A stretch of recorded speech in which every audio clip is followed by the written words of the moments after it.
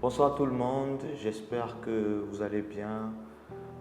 Un nouveau live, j'espère que vous avez aimé les précédents lives, que vous avez appris des choses, que les retardataires ont vu en différé, que tout le monde est content, que tout le monde apprécie.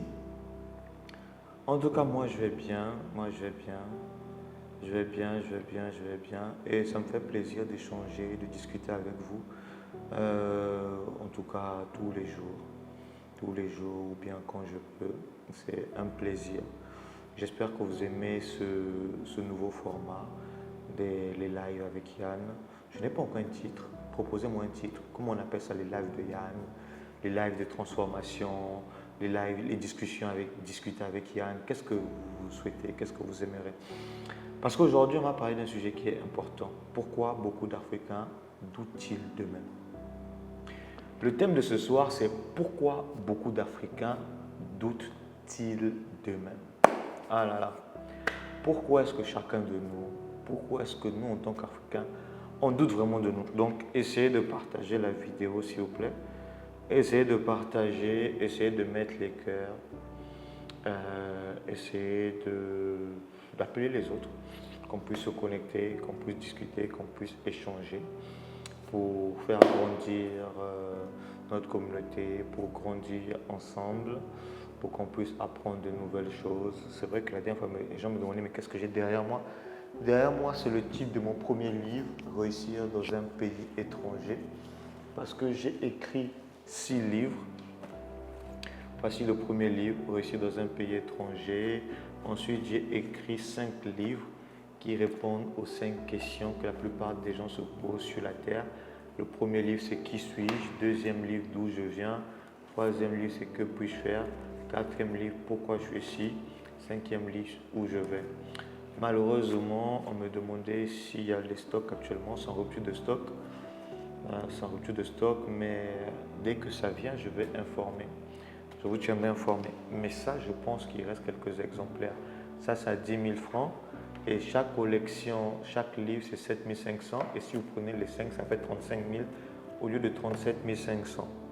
Mais ça, il reste peut-être 15 ou 10, je ne sais pas. Réussir dans un pays étranger. À première vue, quand on voit ce titre, on a comme l'impression que c'est pour toutes les personnes qui vont à l'étranger. Mais non, ça n'a rien avec ça. Ce livre parle de succès, parle de réussite, parle des principes universels de la réussite. Par exemple, il y a 12 étapes que moi j'estime pour toutes les personnes qui sont dans leur propre pays ou bien dans un autre pays, s'ils veulent s'en sortir, quelles sont les étapes? Première étape, oublier son passé. Pourquoi oublier son passé? Parce que souvent, chacun de nous, ce qui nous empêche d'aller de l'avant, c'est parce que notre passé est trop lourd. Donc on doit apprendre à oublier. Et le passé, il y a des passés positifs comme négatifs. Deuxième étape, s'adapter au nouveau pays ou à ses exigences, s'adapter à son environnement. Troisième étape, garder l'objectif en tête. Parce que souvent, lorsqu'on part dans un nouvel environnement, on peut oublier son objectif. Comment garder son objectif en tête? Quatrième étape, apprendre de nouvelles compétences ou de nouvelles connaissances. Parce que le succès, la réussite, l'argent s'attire par la qualité de personne qu'on devient. C'est Dimond qui l'a dit. Cinquième étape, aller à la rencontre de nouvelles cultures. Ne restez pas entre vous. Sortez de votre zone de confort. Allez vers les autres. Découvrez les autres. Ça va enrichir votre façon de voir le monde, de comprendre les autres et de savoir que vous n'êtes pas, il n'y a pas que vous dans ce monde, il y a d'autres personnes. Sixième étape, sortir de sa zone de confort. Septième étape, trouver un emploi en accord avec la formation ou la fonction que vous avez suivie.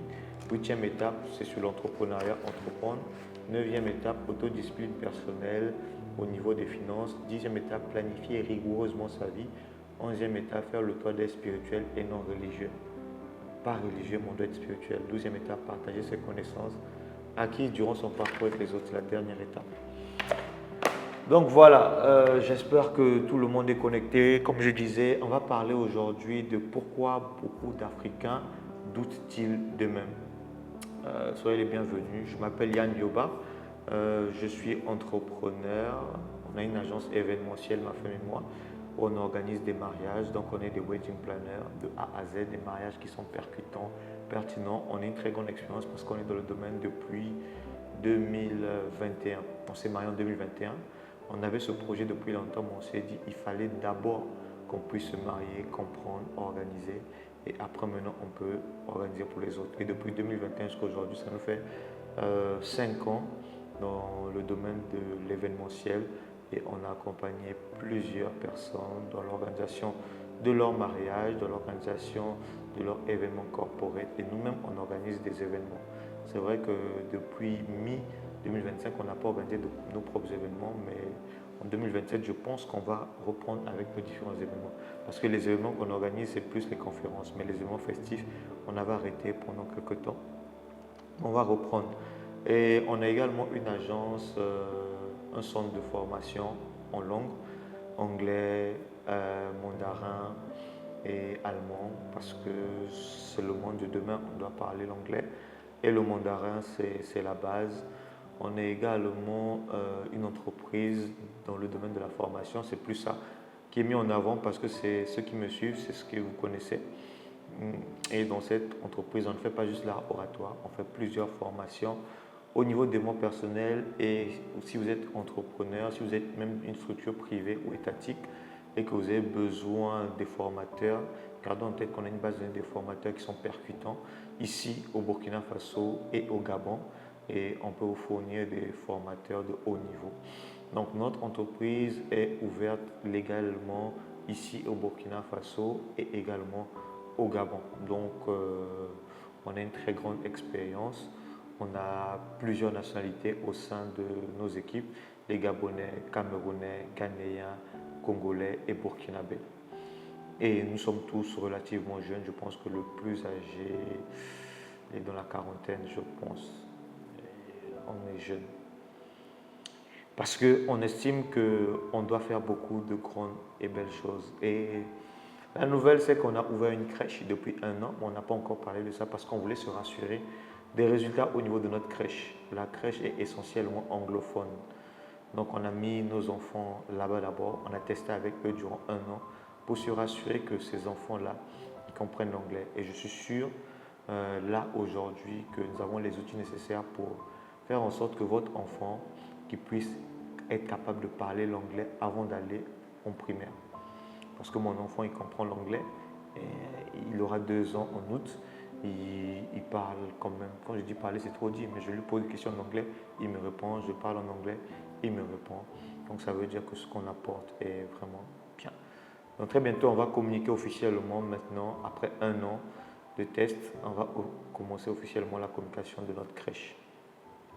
Donc voilà, tout ça c'était pour que vous puissiez vous connecter, vous êtes connectés. On va parler ce soir de pourquoi beaucoup d'Africains doutent-ils autant d'eux-mêmes.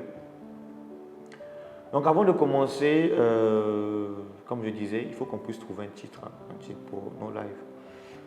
Donc j'ai une question à vous poser et je veux que vous puissiez être honnête. Combien parmi vous qui me suivez actuellement, vous avez à un moment de votre vie ou bien durant votre parcours sur la terre, eu l'impression de ne pas être à la hauteur des attentes, de ne pas être à la hauteur? Combien de personnes? Écrivez simplement moi et je vais lire les commentaires tout à l'heure. Je veux savoir si ça vous est déjà arrivé de vous lancer ou bien vous avez un projet, vous voulez vous lancer dans un projet mais vous hésitez. Est-ce qu'il y a des gens comme ça qui ont déjà ou bien qui hésitent avant de se lancer dans un projet où vous avez une idée que vous pensez qui peut être pertinente, qui peut aider beaucoup de gens, mais vous doutez de votre idée, de la pertinence de votre idée, de la fiabilité de vos idées, ou bien vous avez du potentiel, mais vous n'y croyez vraiment pas. Est-ce qu'il y a des gens qui se retrouvent dans cette catégorie, dans ces balises que je viens? Et je suis sûr qu'il y en a. Là, vous voyez, vous qui me suivez actuellement, vous n'êtes pas seul. Vous n'êtes pas seul et ce soir, on va parler d'un sujet qui me touche vraiment. Et le sujet qui me touche vraiment, c'est de savoir pourquoi il y a autant de personnes qui sont intelligentes, qui sont capables, qui sont pertinentes, qui ont du potentiel, mais qui finissent par douter d'elles-mêmes. Donc c'est ce qu'on va essayer de répondre, on va essayer de discuter, on va essayer d'échanger, on va essayer de parler durant les 15, 20, 30 minutes que nous aurons ensemble. Et moi, je vais vous partager une confidence. Quand j'étais plus jeune, je n'étais pas l'orateur que vous connaissez aujourd'hui. Je pense que j'ai eu le temps de le dire durant les précédents lives. J'étais timide. j'avais peur de parler, j'avais peur du regard des autres, j'avais peur du jugement, j'avais peur de me tromper. Et pourtant, au fond de moi, c'est comme si j'avais une voix qui me disait, tu sais Yann, en fait, tu peux faire un peu plus. Tu peux accomplir encore plus. Tu es capable de faire beaucoup de grandes choses. Mais il y avait encore une autre voix qui me disait que je n'étais pas assez bon. Ou que je n'étais pas intelligent, que je n'étais pas capable. Et pendant longtemps, malheureusement, à cause du manque de confiance, à cause du doute, j'ai cru à la deuxième voix. Parce que chacun de nous ici qui me regardez actuellement, dans la vie de tous les jours, on a une lutte. Il y a une voix qui nous parle positivement, il y a une voix qui nous parle négativement. Et souvent, vu qu'on manque de confiance en nous naturellement, c'est la voix négative qui prend le dessus. Et ça, ce n'est pas du tout intéressant. Et c'est dû à quoi? Le premier poison, c'est la comparaison. Le premier poison, c'est la comparaison. Écris comparaison, s'il te plaît.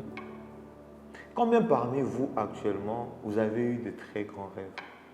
Vous avez de très grands rêves, mais sauf que vos rêves ont été détruits, sont morts à cause de la comparaison. Et aujourd'hui, on compare tout, malheureusement. On compare nos voitures, on compare nos maisons, on compare nos enfants, on compare nos familles, on compare nos maris, on compare notre couple, on compare nos épouses, on compare nos diplômes, on compare nos salaires, on compare nos vies, on compare notre corps, on compare nos entreprises, on compare nos pays, malheureusement. Et à force de comparer, on finit, chacun d'entre nous, à oublier notre propre valeur. Et ça, c'est pas bon. Et s'il y a une question que je vous pose, et j'aimerais que vous puissiez me répondre. Je ne sais pas si vous connaissez le baobab. Est-ce que le baobab est moins important qu'un cocotier? Est-ce que le baobab, non, écoute-moi bien, est-ce que le baobab est moins important qu'un cocotier? Est-ce que le papayer est moins important qu'un manguier?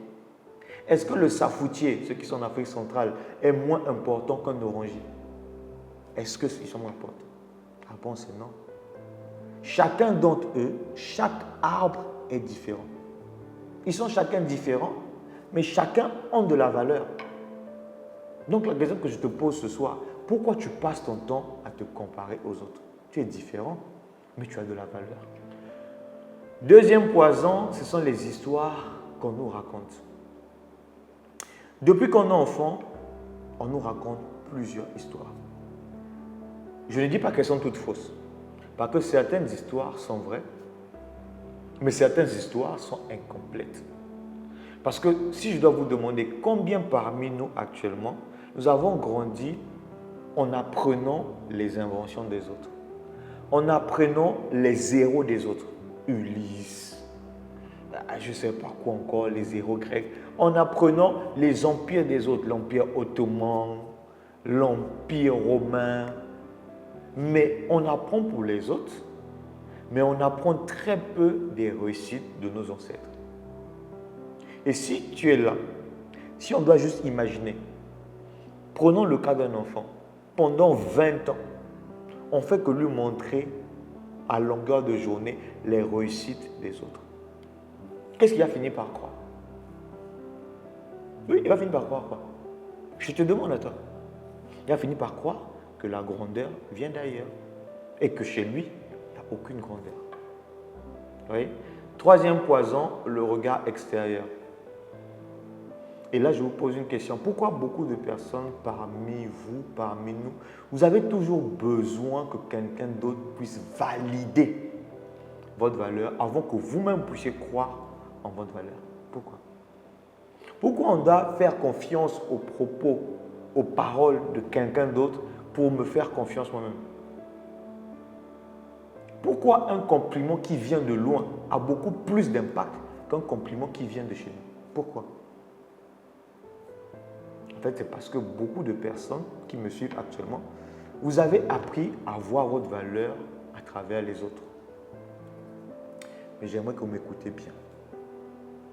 Le jour où vous aurez besoin, ou que vous avez besoin de la permission des autres pour croire en vous, ça veut dire qu'à ce moment, vous lui avez donné le pouvoir sur votre vie. Et ça, c'est pas bon. C'est pas bon. Comment tu as donné le pouvoir de ta vie à quelqu'un d'autre? Maintenant là, on a vu les poisons. Maintenant, je veux que vous puissiez m'écouter très attentivement. Là, c'est maintenant sérieux. C'est très important.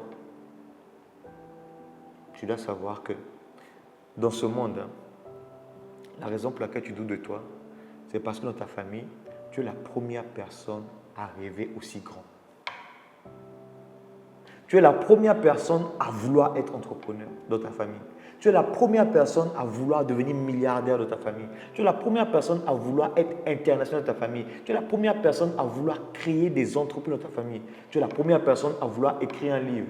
Tu es la première personne à vouloir voyager. Tout le monde de ta famille, tout le monde reste dans le même quartier. Tu es la première personne de ta famille à vouloir changer les choses. Et ça, ce n'est pas facile. Pourquoi ce n'est pas facile? Parce qu'en tant que pionnier, on doute. Moi, j'ai douté.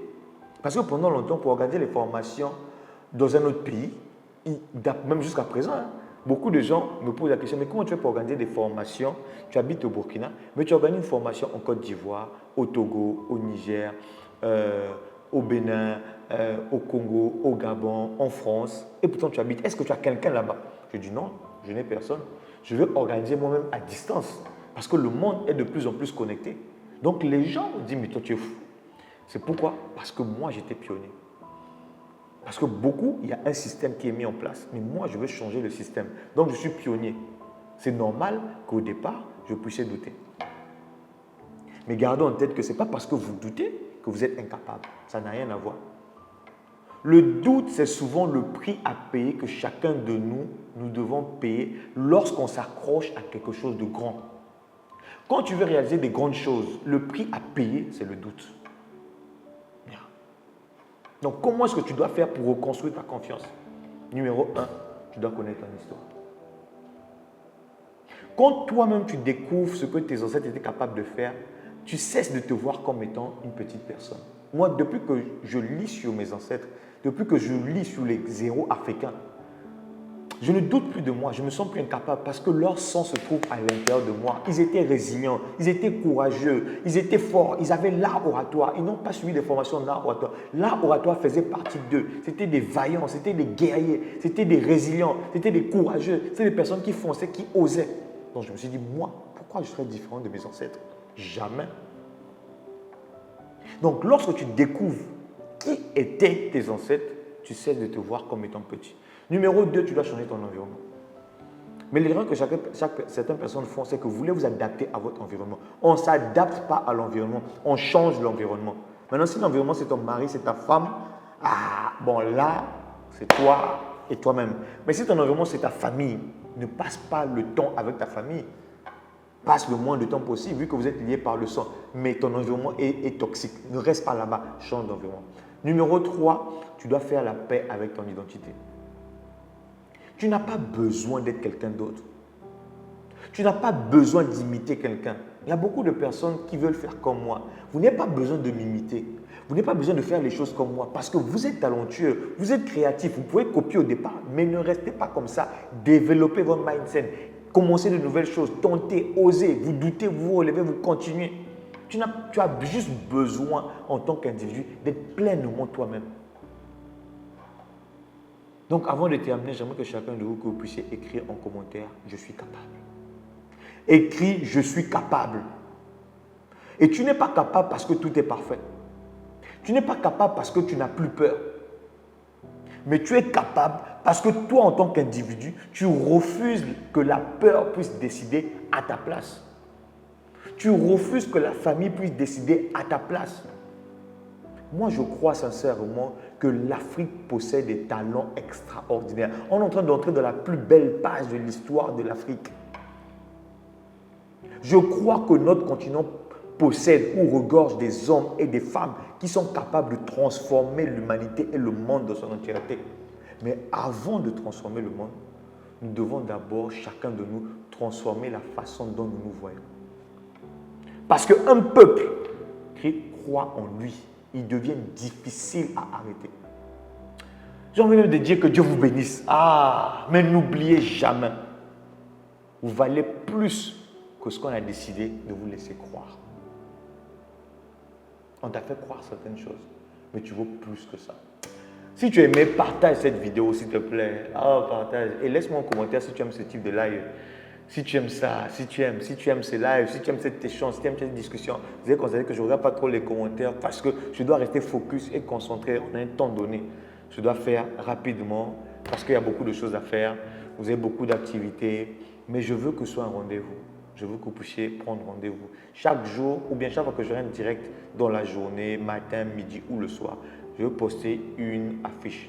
Donc, de temps en temps, venez chaque matin ou bien chaque midi voir sur ma page Yann Yoba. Donc, je vous dis à bientôt. Abonnez-vous à cette page. Et si vous aimez ce type de contenu, dites-moi. Et moi, je vous dis à très bientôt.